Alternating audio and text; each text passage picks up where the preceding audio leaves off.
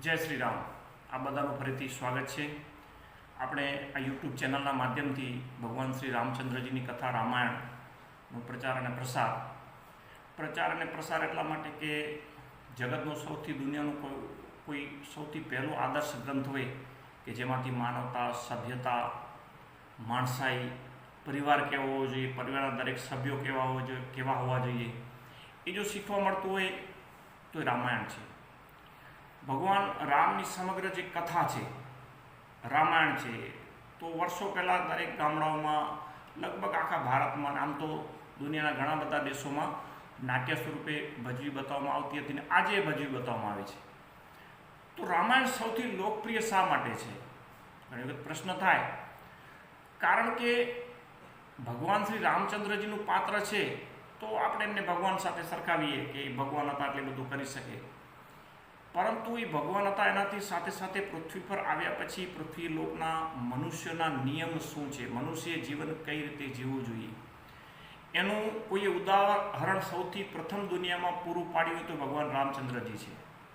કારણ કે એમની તમે આખી કથા જુઓ તો જ્યારે ભગવાન રામચંદ્રજીને નક્કી થાય છે કે આવતીકાલે એમનું રાજ્યાભિષેક છે, એ રાજા બનવાના છે, અને રાત્રે માતા કૈકેયજી દશરથજી પાસેથી એવો બે વચન માગે છે કે રામના બદલે ભરત રાજ્ય ગદી પર આવશે અને રામને વન જવાનું છે.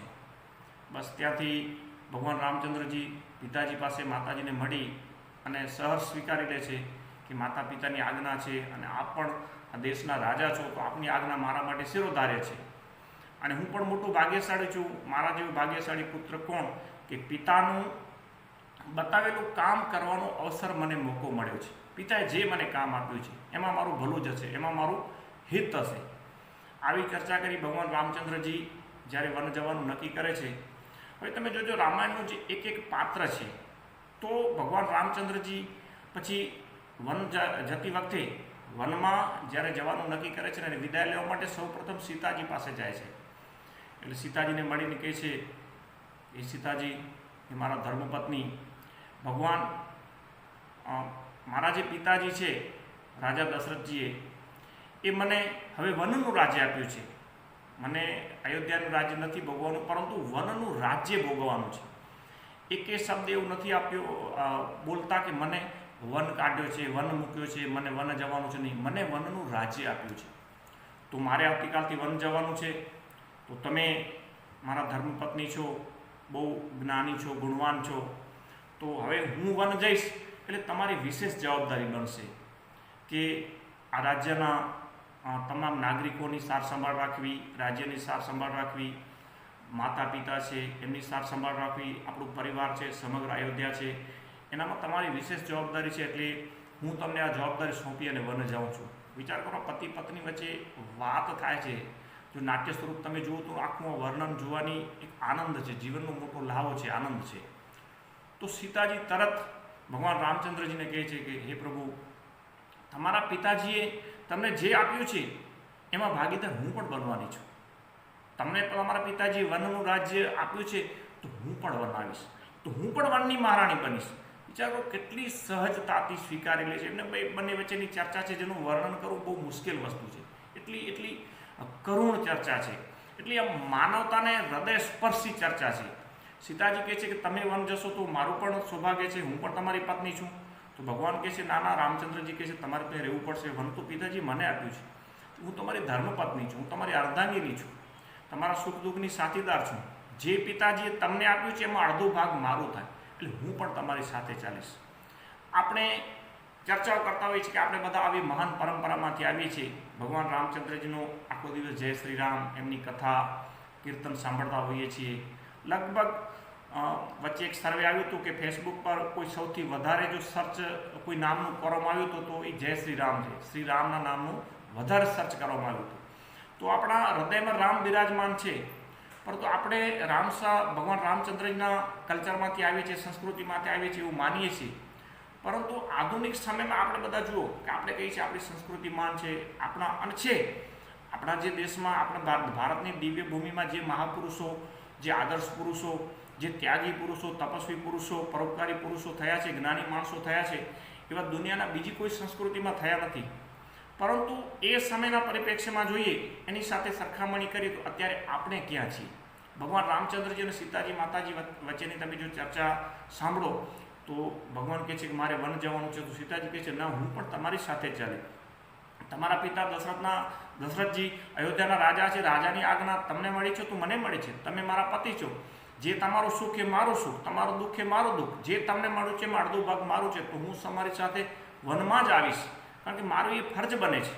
તમે વનમાં જશો તો અહીં બેસીને રાજ્ય, તમે જંગલમાં હો, તમે વનમાં હો, અને હું સોનાના સિંહાસન પર બેસું, આવા આલિશાન મહેલમાં રહું, એ મને ન શોભે. એક આદર્શ નારીનું પાત્ર કેવું હોવું જોઈએ. આમાં કોઈ વાદ વિવાદ અત્યારે આપણે હોય તો સીધો આવું કરી આપણે વિચારવું જોઈએ કે આપણે ભગવાન રામચંદ્રજીના કલ્ચરમાંથી આવે છે, એ સંસ્કૃતિમાં આવી છે. અત્યારે જો પરિવારમાં આ ઘટના બને અને આવી ઘટના બને તો પિતા, પુત્ર, પત્ની આવી ચર્ચા થાય? મને નથી લાગતું કે આવી ચર્ચા થાય, કારણ કે ત્યાગની ભાવના લગભગ સમાપ્ત થઈ ગઈ છે. જે મહાન સંસ્કૃતિમાંથી આપણે આવી છીએ એ સંસ્કૃતિમાંથી ત્યાગની ભાવના જ પૂરી થઈ ગઈ છે. તો આપણે ભગવાન રામચંદ્રજીના જીવનમાંથી શીખવાનું શું છે કે જ્યારે પરિવાર થોડુંક છિન્નભિન્ન થાય, પરિવારમાં કોઈ સમસ્યા ઊભી થાય, મુશ્કેલી ઊભી થાય, તો ત્યારે પુત્ર, પત્ની, ભાઈ કે પરિવારના તમામ સદસ્યો છે એ પોતાનું જે મગજ છે એને શાંત રાખીને કઈ રીતે નિર્ણય લેવો જોઈએ, શું કરવું જોઈએ કે જેથી પરિવાર વિખાય નહીં. ભગવાન રામચંદ્રજી 14 વર્ષનું વન સ્વીકાર્યું, 14 વર્ષ પછી પાછું પરિવાર એ જ રીતે જોડાઈ અને રાજ્ય ભોગવ્યું, અને એ પરિવારનું 8 દિવસ સુધી નામ આખા પરિવારનું અમર થઈ ગયું. એ પરિવારના તમામે તમામ પાત્રો પૂજનીય બની ગયા. તો આપણે જો કહેતા હોય કે આપણે મહાન સંસ્કૃતિ કલ્ચરમાંથી આવીએ છીએ, તો આપણે એની સાથે ભલે સરખામણી ન કરીએ, પણ કાંઈક તો એક સંસ્કૃતિમાંથી આવી છે એનું આપણે ગૌરવ જો લેતા હોઈએ તો એ પ્રમાણે જે રીતે આપણી કથની છે એ પ્રમાણે કરણી હોવી જોઈએ. ભલે એટલું બધું ન હોય. હવે તો કોઈ પિતા નથી પોતાના પુત્રને કાઢી મૂકે કે આવી રીતે વનનું રાજ્ય આપે, આવું તો હવે લગભગ પિતા કોઈ માંગણી કરે નહીં. પરંતુ ક્યારેક પણ આવું પિતા તરફથી કોઈ સૂચના આપવામાં આવે, પરિવારમાં વડીલો તરફથી કોઈ સૂચના આપવામાં આવે, તો ત્યારે આપણી શું ફરજ બને છે, આપણે શું કરવું જોઈએ, મગજને શાંત રાખીને શું નિર્ણય લેવો જોઈએ. આનાથી શીખવા, આ રામાયણમાંથી શીખવા શું મળે છે? ભગવાન રામચંદ્રજી અને સીતાજી માતાજીની જે ચર્ચા છે એમાંથી શીખવાનું શું મળે છે કે કોઈ આવી ઘટના બને, પરિવારમાં કોઈ આવી સમસ્યા ઊભી થાય કે કોઈ આવો કરુણ પ્રસંગ ઊભો થાય, ત્યારે નિર્ણય કઈ રીતે લેવો જોઈએ. બસ આ જ આમાંથી શીખવાનું છે. તો આપણે મહાન કલ્ચરમાંથી, મહાન સંસ્કૃતિમાંથી આવીએ છીએ, તો કાંઈક ભગવાન રામચંદ્રજી છે એ રામાયણના દરેક પાત્રોનું તમે વર્ણન કરી શકો એમ નથી. તો એ પાત્રોમાંથી કાંઈક એવું લેવું જોઈએ કે જેથી છિન્નભિન્ન થતા પરિવારો છિન્નભિન્ન થાય નહીં, પરિવારો વેરવિખેર થાય નહીં. થોડુંક પણ એમાંથી આપણે અપનાવીએ તો તૂટતા પરિવારો બચી જાય. બસ આ જ રામાયણ શીખવે છે. રામાયણમાંથી આ જ શીખવાનું છે. આશા રાખું છું કે આજની જે ચર્ચા છે તમને પસંદ આવી હશે. અસ્તુ. જય શ્રી રામ.